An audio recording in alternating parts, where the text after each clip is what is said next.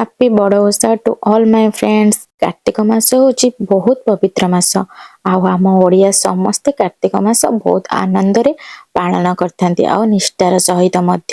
ମାସଟା ସାରା ଆମିଷ ପିଆଜ ରସୁଣ କିଛି ବି ଖାଇନଥାନ୍ତି। ଆଉ ବଡ଼ ଓଷା ଦିନ କାଷ୍ଟା କରିଥାନ୍ତି ଆଉ ଶିବ ଠାକୁରଙ୍କ ପାଖରେ ଭୋଗ କରିଥାନ୍ତି।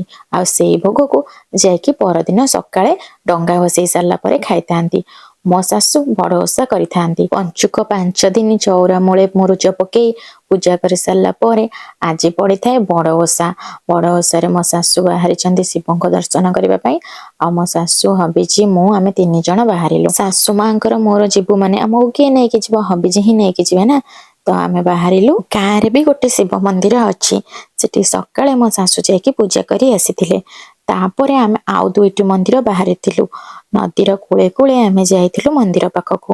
ଆଉ ନଦୀ କୂଳରେ ଗୋଟେ ମନ୍ଦିର ପଡ଼େ, ସେ ମନ୍ଦିରକୁ ଯାଇଥିଲୁ। ଏଠି ଛୋଟ ଛୋଟ ଦୋକାନ ବି ପଡ଼ିଥିଲା, ଭୋଗ ଦୋକାନ, ଖେଳନା ଦୋକାନ ସବୁ ପଡ଼ିଥିଲା।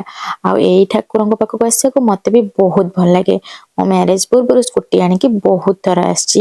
ଆଉ ଏଠି ନନା ବି ବହୁତ ଭଲସେ ପୂଜା କରିଥାନ୍ତି। ଏ ବ୍ରିଜଟା ତ ଆପଣ ଜାଣିଥିବେ, ଏଇଟାକୁ ତାଳଦା ବ୍ରିଜ କୁହନ୍ତି।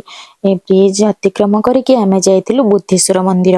ବୁଦ୍ଧେଶ୍ୱର ମନ୍ଦିର ପାଖରେ ବି ଟିକେ ଗହଳି ହେଇଥିଲା, କିନ୍ତୁ ନଈର ମଝିରେ ଗୋଟେ ଶିବ ମନ୍ଦିର ଅଛି ଯୋଉଠିକି ବହୁତ ଭଲ ଲାଗେ। କିନ୍ତୁ ହବିଜି ଥରେ ନେଇଥିଲେ ଆଉ ନିଅନ୍ତିନି, ଆମକୁ ବି ଡର ଲାଗେ ସେଠିକି ଯିବା ପାଇଁ। ପୂଜା ଭୋଗରାଗ ସବୁ ସରିଲା ପରେ ମମିଜୀଙ୍କର ମୋର ଟିକେ ମନ୍ଦିର ପ୍ରାଙ୍ଗଣରେ ବସିଥିଲୁ। ତାପରେ ପାଖରେ ଥିବା ଜଗନ୍ନାଥଙ୍କ ମନ୍ଦିରକୁ ଯାଇକି ପ୍ରଭୁ ଶ୍ରୀ ଜଗନ୍ନାଥଙ୍କୁ ଦର୍ଶନ କରିଥିଲୁ। ତାପରେ ପୁଣି ଆମେ ରିଟର୍ଣ କରିଥିଲୁ। ନଦୀର କୂଳେ କୂଳେ ଆସିବାର ମଜା କିଛି ଅଲଗା ଲାଗୁଥିଲା। ଘରକୁ ଫେରି ମୋର ଯୋଉ ବାକି କାମ ଥିଲା ତାକୁ କମ୍ପ୍ଲିଟ କଲି, ମାନେ ଖାଇବା ବନେଇବା।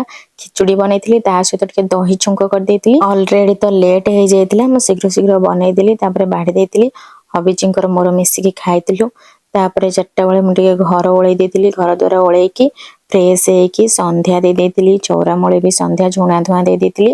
ତାପରେ ରାତିର ଡିନର ପ୍ରସ୍ତୁତ କରିଥିଲି। ରାତିର ଡିନରରେ ମୁଁ ଆଜି ବନେଇଥିଲି ସୋୟାବିନ୍ ଆଳୁର କଷା, ଯୋଉଟା କି ବିନା ପିଆଜ ରସୁଣରେ। ତାପରେ ରୁଟି ବନେଇଥିଲି।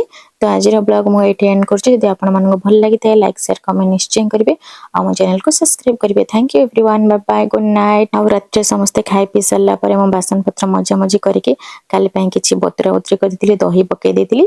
Bye, good night.